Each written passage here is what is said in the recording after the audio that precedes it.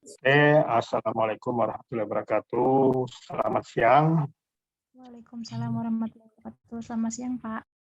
Jadi hari ini kita lanjutkan perkuliahan kita dengan materi machine learning. Ya. Jadi ini bagian dari kecerdasan buatan. Minggu lalu kita sudah belajar ya tentang expert system. Ya, lalu minggu sebelumnya kita belajar tentang apa itu kecerdasan buatan. Nah, kita mulai masuk ke materi yang lebih dalam, yaitu tentang machine learning atau mesin pembelajaran ya, pembelajaran mesin. Nah, ya. Jadi materi hari ini berkisar tentang apa itu ya machine learning, apa beda dengan pemrograman tradisional, bagaimana cara kerjanya, dan di mana saja digunakan, kemudian tantangannya apa, penerapannya apa, mengapa penting ya kita perlu belajar machine learning. Jadi machine learning itu adalah sistem algoritma komputer ya yang dapat belajar dari contoh melalui perbaikan diri tanpa dikodekan secara eksplisit oleh seorang programmer. Jadi kalau Anda buat program, biasanya kalau salah kan Anda cari punya apa errornya, kekurangan ini ya. Kalau ada hal yang baru, Anda perlu nambahkan dan sebagainya. Tapi di machine learning ini, begitu kita sudah buat machine learning, dia akan melakukan perbaikan ya kalau ada nilai-nilai baru atau ada perubahan dari input, dia akan melakukan perubahan sendiri ya.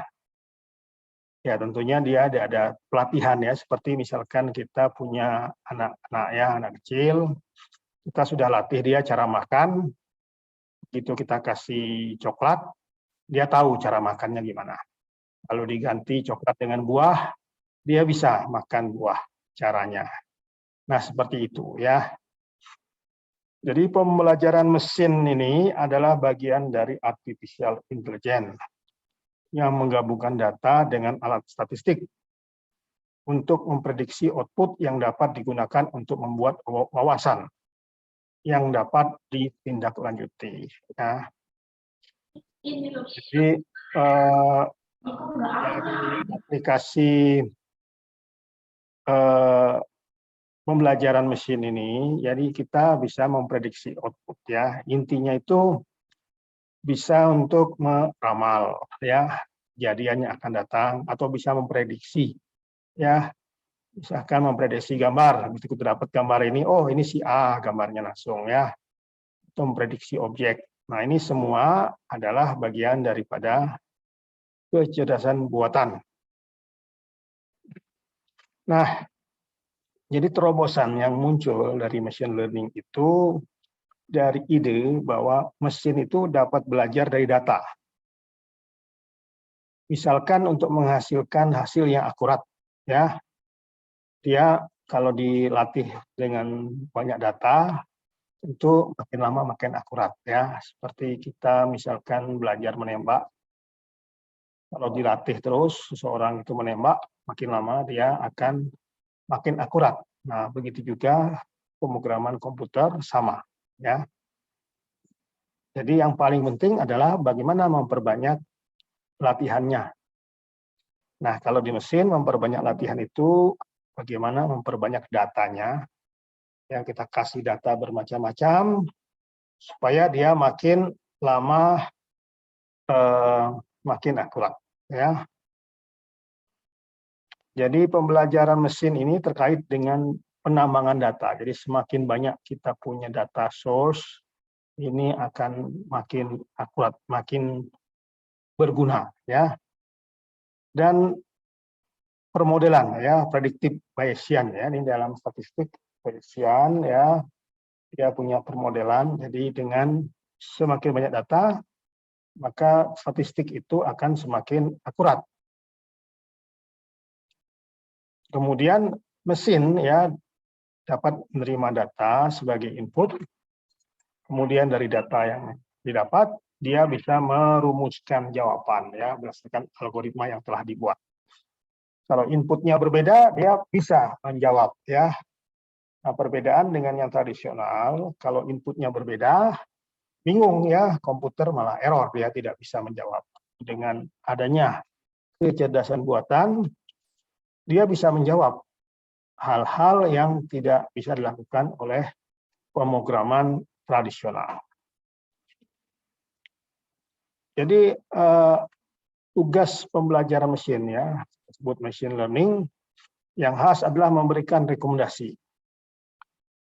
Contohnya ya, bagi yang memiliki akun Netflix ya, Anda kalau berlangganan film ya, nonton film di TV yang bayar itu ya, dia akan memberikan rekomendasi film atau serial yang didasarkan pada historis pengguna. Misalkan Anda minggu lalu nonton film action, berapa hari yang lalu nonton film action, besoknya action dan sebagainya. Nah, begitu kita buka Netflix lagi, memilih, langsung dia rekomendasikan judul-judul film action ya.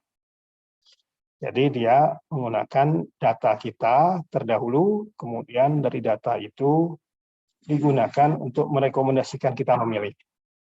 Dan kita tentunya dengan ada rekomendasi pilihan ini akan mempermudah kita ya kan, tidak perlu lagi kita mencari-cari, jadi akan menghemat waktu. Jadi perusahaan teknologi ini menggunakan pembelajaran tanpa pengawasan. Kalau salah kita sudah belajar ya, supervising dan unsupervising ya, artificial intelligence. Jadi dia tidak perlu lagi dilatih, itu ada gurunya, tapi dia bisa melakukan sendiri ya. Jadi disebut dengan pembelajaran tanpa pengawasan untuk meningkatkan pengalaman pengguna dengan rekomendasi personalisasi. Nah, pembelajaran mesin juga digunakan untuk berbagai tugas, seperti untuk deteksi penipuan ya. Jadi kalau Anda pernah punya komputer, tiba-tiba dapat buka website keluar oleh Microsoft Windows ya, memberitahu bahwa website ini harm ya, bisa merusak komputer kita. Itu karena di Windows sudah diterapkan namanya machine learning. Jadi bisa tahu deteksi penipuan juga kita, kalau di email ada spam ya. Ini juga spam, dia belajar dari berbagai macam data-data sebelumnya. Kemudian untuk pemeliharaan prediktif ya, kita memprediksi harga saham ya. Ini juga menggunakan kecerdasan buatan, lalu untuk pengoptimalan portofolio ya, lalu tugas otomatisasi dan sebagainya, ini menggunakan ya machine learning. Jadi banyak sekali ya, banyak sekali machine learning yang digunakan. Lalu saya akan ngecek peserta sudah cukup banyak ya. Saya akan pasang writing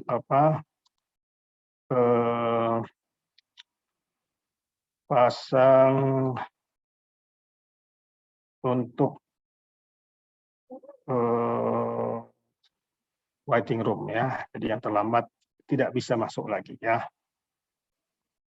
Oke, saya lanjutkan ya.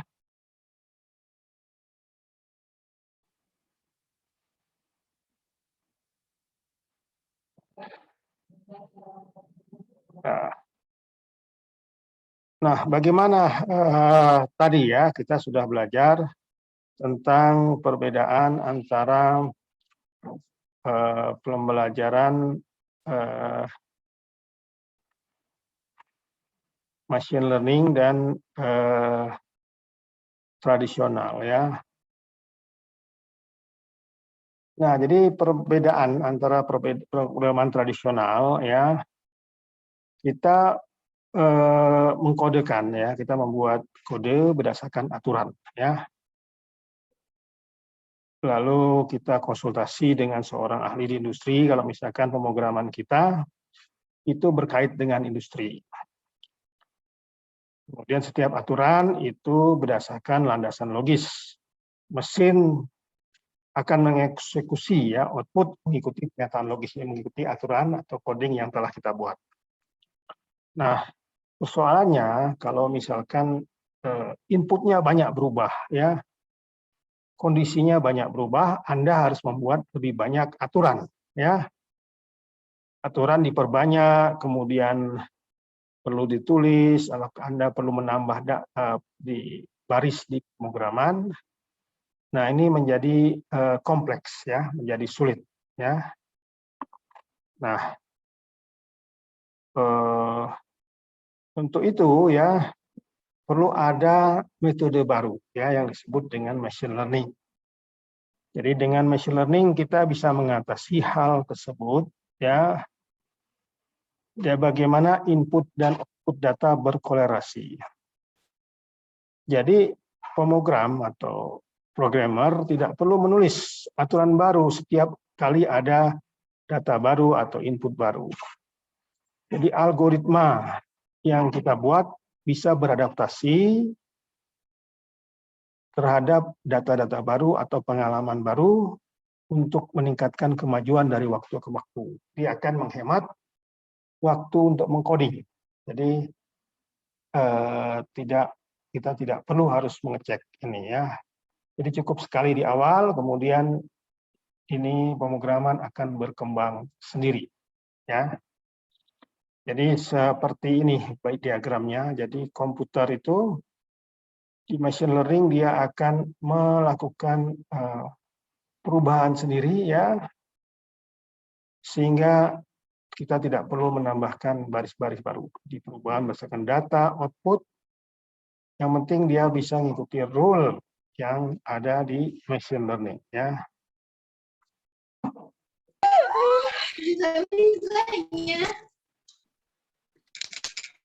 Nah, pembelajaran mesin adalah otak tempat semua pembelajaran berlangsung.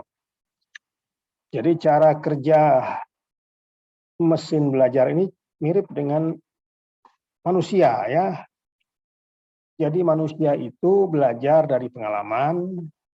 Semakin banyak kita tahu, semakin mudah kita memprediksi ya. Misalkan Anda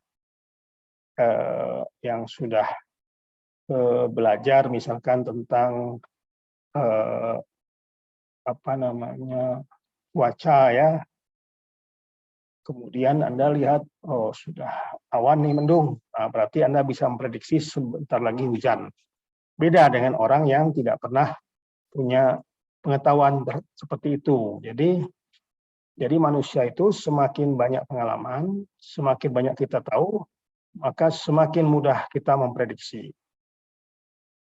Jadi kalau kita sudah menghadapi situasi yang sudah kita ketahui, maka kemungkinan keberhasilannya akan lebih rendah ya daripada situasi yang kita ketahui. Jadi kalau kita punya pengalaman tentang hal itu, maka ketika kita menghadapi hal yang sama, kita akan lebih berhasil ya. Jadi mesin ini kita latih sama ya untuk memprediksi hal yang akurat. Kemudian mesin itu dilatih untuk melihat suatu contoh, lalu outputnya apa. Kemudian ketika kita berikan contoh yang serupa kepada mesin itu, maka kita akan tahu mesin pasti akan memilih yang sudah kita latih. Ya. Nah, seperti manusia, ya kalau kita kasih contoh sebelumnya, maka kita bisa mengetahui ya, misalkan dia dikasih contoh membaca ya, atau dia belajar bahasa Jepang. Maka ketika dia diberikan suatu soal tentang bahasa Jepang, pasti lebih berhasil dibanding orang yang tidak belajar bahasa Jepang. Jadi sama seperti ini ya.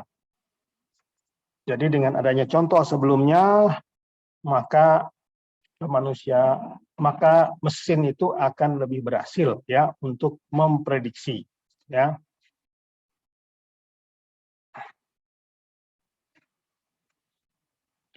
Jadi tujuan inti dari machine learning adalah pembelajaran dan inferensi. Jadi pertama-tama ya mesin belajar melalui penemuan pola, ya bagaimana pola-polanya sama seperti manusia. Kita mencari polanya, ya.